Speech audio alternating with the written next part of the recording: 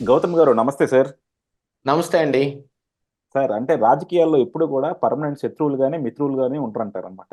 అవును. అది మన ఇప్పుడు ఉండవల్లి శ్రీదేవి గారిని చూస్తే నిజం అనిపిస్తా ఉన్నాను. ఎందుకంటే హ్మ్. ఒకప్పుడు ఆమె వైఎస్ జగన్మోహన్ రెడ్డి గారిని నా గుండె తీస్తే జగన్మోహన్ రెడ్డి నా గుండె లబ్ డబ్ అని కాదు జగన్ జగన్ అని కొట్టుకుంటారని చెప్పారనమాట. అవును. అలాంటి ఉండవల్లి శ్రీదేవి గారు ఇప్పుడు జగన్మోహన్ రెడ్డి డౌన్ డౌన్ జగన్మోహన్ రెడ్డి నరకానికి పోవాలి అని పిచ్చి పిచ్చి శాపనార్థాలు పెట్టుకుంటా చంద్రబాబు గారి హ్మ్. వెనకాల తిరుగుతుంది. అండ్ ఇక్కడేంటంటే అండి చాలా మంది కూడా అనేది సో చంద్రబాబు గారితో అంటే రాజకీయంగా వీళ్ళు కలవచ్చు, విడిపోవచ్చు అయన్నీ కూడా రకరకాలుగా చేసుకోవచ్చు. కానీ చంద్రబాబు గారికి కొంతమంది న్యూట్రల్ మేధావులు అనొచ్చు, లేకపోతే మిగతా దళితులు అని చెప్పు వాళ్ళందరూ కూడా కొంతమంది సపోర్ట్ చేస్తా ఉన్నారు. ఈరోజు మనం కొలిక్పూడి శ్రీనివాస్‌ని చూసుకున్నా, లేకపోతే జడా శ్రవణ్ కుమార్‌ని చూసుకున్నా సరే, వీళ్ళంతా కూడా చాలా ఓపెన్‌గా చంద్రబాబు గారికి మొన్నటిదాకా సపోర్ట్ చేశారు. కానీ అవును. జడా శ్రవణ్ కుమార్ గారు ఈ మధ్య చంద్రబాబుకి రెబెల్‌గా తయారయ్యారనమాట. సో, మనం హ్మ్. రకరకాల ఆళ్ళతో మాట్లాడితే కొంచెం మనకి వచ్చిన ఇన్ఫర్మేషన్ బట్టి అర్థమైందేంటంటే, ఉండవల్లి శ్రీదేవిని తెలుగుదేశంలో తీసుకోవడం జడా శ్రవణ్ కుమార్ గారు ఎక్కడో హర్ట్ అయ్యారు. ఎందుకంటే ఆయన హ్మ్. కూడా నేను పార్టీ కోసం అంటే నేను అమరావతి కోసం కష్టపడుతున్నాను. నేను తెలుగుదేశంకి సపోర్ట్ చేస్తున్నాను. చంద్రబాబు గారిని ప్రతి చోట డిఫెండ్ చేస్తున్నాను. సో, ఇంత చేస్తున్న నాకు ఈ ఏదో ఒక చోట రిజర్వ్డ్ కాన్స్టిట్యుయెన్సీలో నాకిస్తారు. ఎస్పెషల్లీ అమరావతిలో నాకిస్తారు. ఉండవల్లి శ్రీదేవి గారి సీట్ నాకొస్తది అన్న హోప్స్‌లో ఆయనున్నారు. ఆయనే కాదు అలా దళితుల సామాజిక వర్గం చాలా మంది కూడా ఆ హోప్స్ పెట్టుకున్నారు. కానీ ఎప్పుడైతే ఉండవల్లి శ్రీదేవి గారు చంద్రబాబు గారు పక్కన కనపడ్డారో, మళ్ళా రేపొద్దున సీట్ ఆమెకే ఇస్తారేమో! ఇన్నాళ్ళు మనం ఆమెతో పోరాడి మళ్ళీ ఇప్పుడు ఆమెకే జైలు కొట్టాల్సొస్తుందేమో! ఏంటి ఇలా అయిపోయిందని చెప్పి చాలా మంది ఈ దళిత నాయకులు కొంచెం తెలుగుదేశానికి దూరం అవుతున్నట్టు. ఎస్పెషల్లీ వోకల్‌గా ఉంటారు చూసారా? జడా శ్రవణ్ కుమార్ లాంటోళ్ళు. అవును. అవును. వీళ్ళంతా తెలుగుదేశానికి దూరం అవుతున్నట్టు కనపడుతుంది. దీన్ని ఎలా చూస్తారు? అంటే మరి నిజంగా ఒక విధంగా చూసుకుంటే నిన్నటిదాకా అందరూ కూడా ఉండవల్లి శ్రీదేవి ఎగనెస్ట్‌గా పోరాడారు అమరావతిలో ఉన్నోళ్ళందరూ. కానీ మళ్ళా ఈ రోజు ఆమెనే తీసుకొచ్చి పక్కన పెట్టుకుంటే ఈళ్ళంతా ఎందుకు సపోర్ట్ చేయాలి? యాక్చువల్‌గా అక్కడ ఉండవల్లి శ్రీదేవికి ఇస్తారని అందరూ అనుకుంటమే తప్ప, మరి ఆల్రెడీ అక్కడ పార్టీలోనే ఉండి వర్క్ చేస్తున్న తెనాలి శ్రావణ్ కుమార్ ఏమైపోతాడండి? ఆయన్నేం తీసి పక్కన కూరలో కరివేపాకులాగా తీసి పక్కన పెట్టేసి, మొన్నొచ్చింది గదా! ఎమ్మెల్సీ ఎలక్షన్‌లప్పుడు ఓటేసింది గదా! అని జెప్పి ఆవిడకి సీట్ ఇస్తారా ఏంటి? సీటు ఎవరికివ్వాలో వాళ్ళకే ఇస్తారు. అది రాజ్ చంద్రబాబు గారు చూసుకుంటారు. వాళ్ళ పార్టీ తరపున ఏం జేసుకోవాలో అనేది.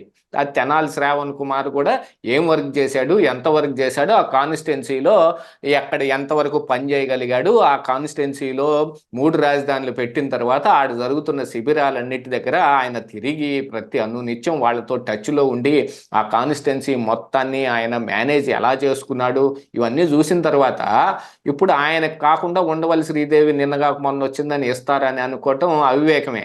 యాక్చువల్గా జడా శ్రావణ్ కుమార్ కూడా బోల్డ్ అంతా ఆయనకి ఏం హోప్స్ ఉన్నాయో ఆయనకు ఉండి ఉంటాయి ఆయనకి.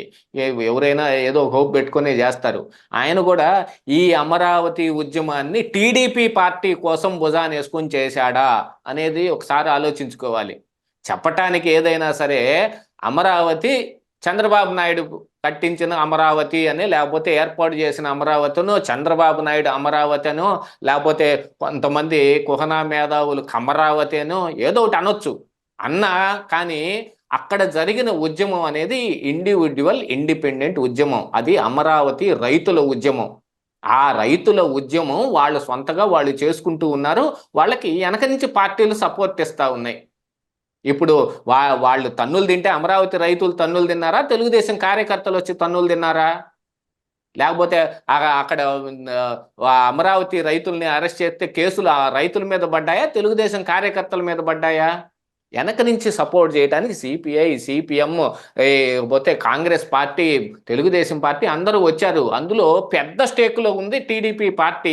దాంతో పాటుగా ఏర్పాటు చేసింది చంద్రబాబు నాయుడు కాబట్టి వాళ్ళు ఎక్కువగా ఇంట్రెస్ట్ చూపిస్తారు. వాళ్ళకి వెనకుండి మనం వాళ్ళని ముందుకు నడపటానికి, అమరావతిని కన్ఫామ్ చేయించుకోవడానికి ఏమేం ప్రయత్నాలు ఉన్నాయో అవన్నీ చేస్తారు.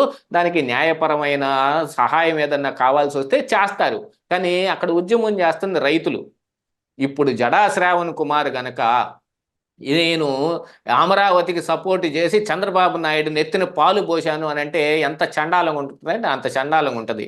నీకు అమరావతి ఇష్టమైతే అమరావతి రైతుల ఉద్యమానికి చెయ్యాలి. మొన్న ఆయన కూడా ఆరోపించాడు అమరావతిలో అంతా పెయిడ్ ఆర్టిస్టులు, ఆ ఉన్న 1500 మంది తప్ప మిగతా 26,500 మంది ఏమైపోయారు రైతులందరూ అని. ఎవరు ఉద్యమం ఎలా చేస్తారో తెలియనోడో మాట్లాడే మాట అది. ఉద్యమం ఎలా చేస్తారండి? ఊర్లో ఒక 25,000 మంది జనాభా ఉన్నారనుకోండి, ఉద్యమం చేయటానికి ఆ ఊరు కదిలి వచ్చిందంటే ఆ 25,000 మంది కదిలి వస్తారా? ఆ వచ్చేది ఆ 1000 మందే. వాళ్ళందరికీ నాయకత్వం వహించే నాయకుడు, అతనికి సహాయపడే ఒక 100 మంది, వాళ్ళ వెనుకిడితే ఇంట్రెస్ట్గా వచ్చే మరొక 500 మంది. అంతకు మించి ఎవరు రాను కూడా రారు. 25,000 మందిలో 1000 మంది వస్తే చాలా ఎక్కువ ఉద్యమం చేయటానికి.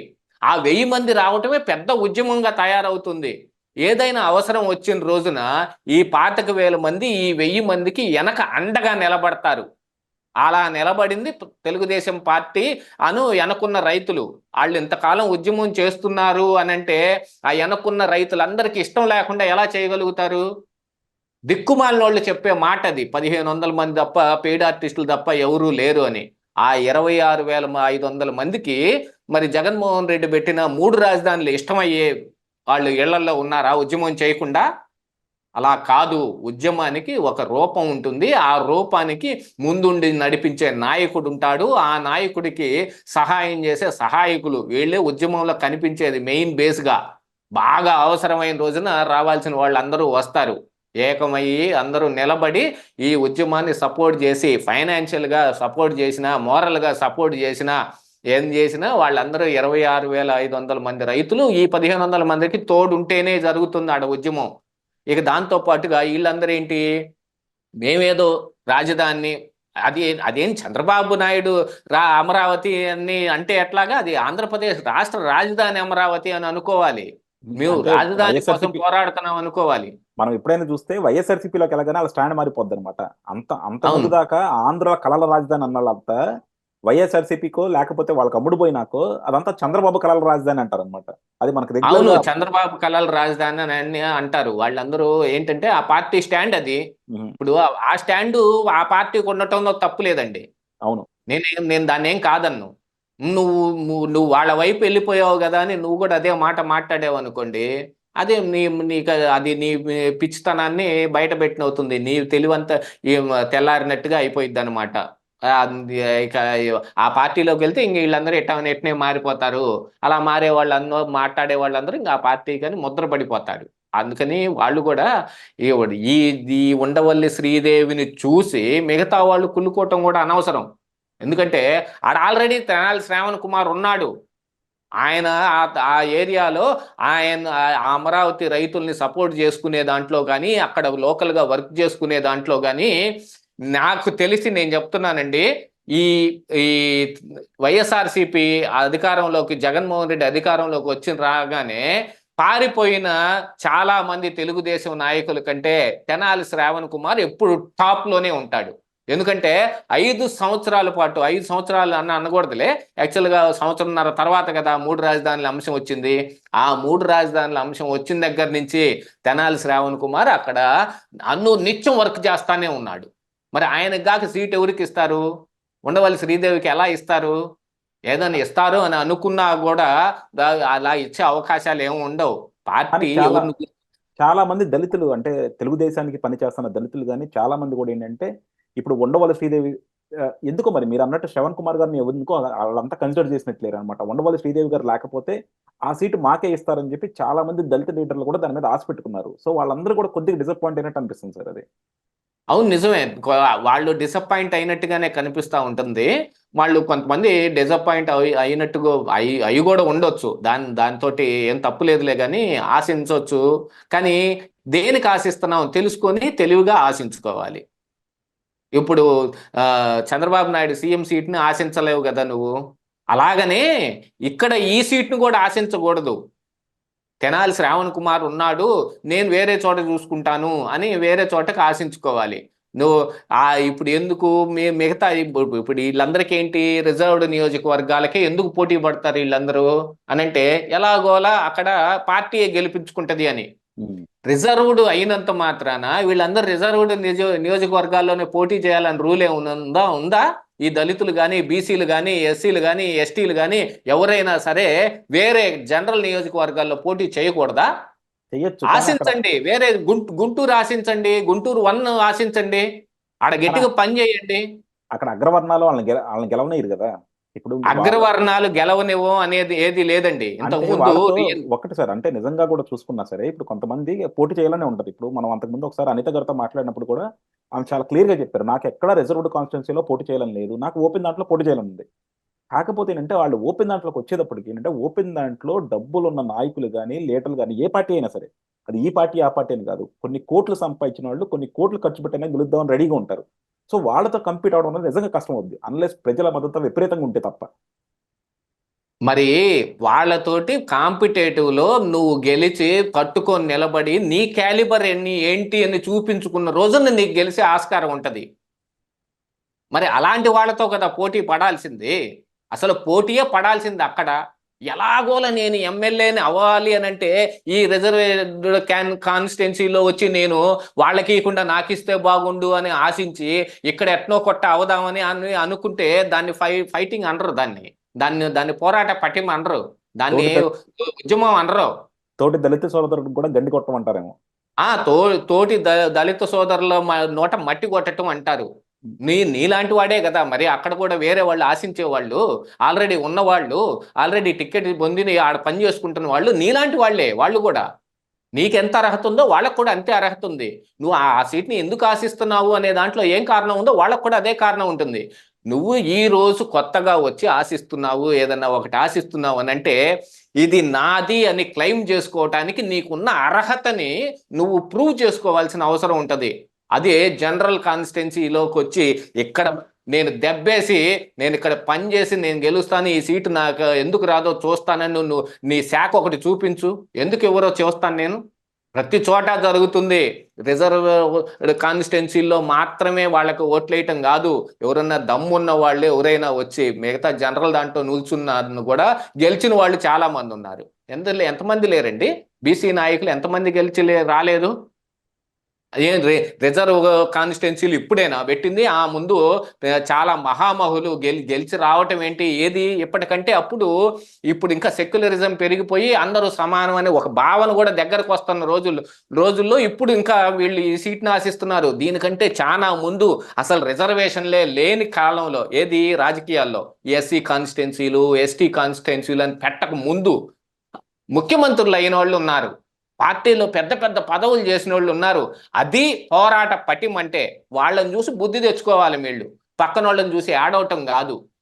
ఎందుకంటే వీళ్ళందరికీ ఒక ఆశ, ఎలాగోలా సరే నేను అయిపోతే చాలు.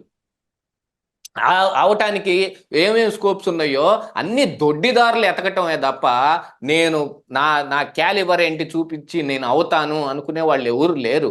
అలాగా ఇప్పుడు ఈ రాజకీయాలన్నీ ఇలా భ్రష్టు పట్టిపోవటం మూలాన ప్రతి వాళ్ళకి ఆశలు పెరిగిపోవటం మూలాన రాజకీయాల్లోకి డబ్బు వచ్చి పట్టం మూలాన ఇవన్నీ జరిగినాయి. కానీ కేవలం డబ్బుతోనే గెలవలేరు ఏవి. మరి మొన్న తెలంగాణలో బీఆర్ఎస్ పార్టీ ఎందుకు ఓడిపోయింది? కాంగ్రెస్ పార్టీ దగ్గర ఖర్చు పెట్టుకుంటే డబ్బులు కూడా లేవు. వాళ్ళు వేరే వాళ్ళ దగ్గర నుంచి అడుక్కొని బాబు అని తెచ్చుకోవాల్సిన పరిస్థితి ఉంది. అసలు కాంగ్రెస్ పార్టీ 100 రూపాయలు ఖర్చు పెట్టిందంటే బీఆర్ఎస్ పార్టీ 1000 రూపాయలు ఖర్చు పెట్టి అవతల పాడేసింది. అయినా కూడా గెలవలేదే. అంటే ఎందుకంటే ప్రజలతోటి మీరు ఎంత వాళ్ళని ఏమాత్రంలో మీరు వాళ్ళ మీద నమ్మకం తెచ్చుకోగలిగారు మీ మీద ప్రజల్లో అనుకునే దాని మీద ఆధారపడి ఉంటుంది. అలాంటి పని నువ్వు కాన్స్టిట్యున్సీలో 5 సంవత్సరాలు పనిచేసి నెక్స్ట్ ఆ ఎలక్షన్ వచ్చే టయానికి ప్రజలే ఇప్పిస్తారు నీకు సీటు. ఇతనికి ఇవ్వండి, ఇవ్వకపోతే మేము ఓడిస్తాం అని ప్రజలు చెబుతారు. ఆ ప్రజలతోటి తిరుగు 5 సంవత్సరాలు. అది కుదరదు. మన కడుపులో చల్లగదలకుండా మన ఇంట్లో మనం ఉంటాం, టీవీ డిబేటుల్లో మాట్లాడతాం, ఏసీ రూముల్లోనే కూర్చొని ఉంటాం. మనం పైన మాట్లాడే మాటలన్నిటికీ మాత్రం ఆకాశం నుంచి వర్షం కురిసేయాలి. అధికారం అవ్వచ్చు, ఇక హోదా అవ్వచ్చు, ఇవన్నీ అలా వచ్చి నెత్తిన పడిపోవాలి. అలాగా పడాలి అని అంటే ఎక్కడిగా ఎవరికి పడదు. గట్టిగా మీరేంటనే ప్రూవ్ చేసుకోవాల్సిన అవసరం ఉంది.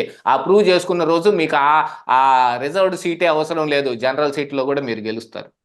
డెఫినెట్గా. ఎందుకంటే మామూలుగా చూసుకుంటే మాత్రం వీళ్ళు ఓపెన్ లో కనుక ఇప్పుడు కొంతమంది ఇప్పుడు జడా శ్రవణ్ కుమార్ కానీ కొలికపూడి శ్రీనివాస్ కానీ వీళ్ళందరికీ ఏంటంటే మిగతా లీడర్ల కన్నా వీళ్ళకి ఎక్కువ రీచ్ వచ్చింది జనాల్లో. అలాగే వీళ్ళు పోరాడతారన్నది లేకపోతే వీళ్ళకి సబ్జెక్ట్ ఉన్నదని కానీ వీళ్ళకి రాజకీయ అవగాహన ఉన్నది కానీ కూడా ప్రజలు గుర్తించారు. సో అలాంటప్పుడు వీళ్ళు ఓపెన్ లో పోరాటం చేసుకుని నిజంగా వీళ్ళతో కనుక కంప్లీట్ అయితే నిజంగా మనకు అంబేద్కర్ గారు అనుకున్నట్టు లేకపోతే మనందరం కూడా సొసైటీ కూడా వీళ్ళందరూ కూడా చాలా మెరుగైన సమాజంలోకి రావాలి, అలాగే మనందరితో కూడా కంపీట్ అవ్వాలని ఎలా అనుకుంటున్నామో దాన్ని ప్రూవ్ చేసిన వాళ్ళు అవుతారు, ఇంకో 10 మందికి ఆదర్శం అవుతారు. అంతే తప్ప వెళ్ళి అదే దళిత సీట్లో పోటీ చేసి, అదే రిజర్వ్డ్ కాన్స్టిట్యున్సీలో పోటీ చేసి, మళ్ళా ఉన్నోళ్ళతోనే వాళ్ళకి వాళ్ళే కాంపిటీషన్ అయితే దానివల్ల వచ్చే బెనిఫిట్ కూడా ఏమీ లేదు. సో డెఫినెట్గా దీన్ని జనాలు కూడా ఒక అడ్వైజ్గా తీసుకుంటారని ఆశిద్దాం సార్. థ్యాంక్ యూ అండి. Thank you.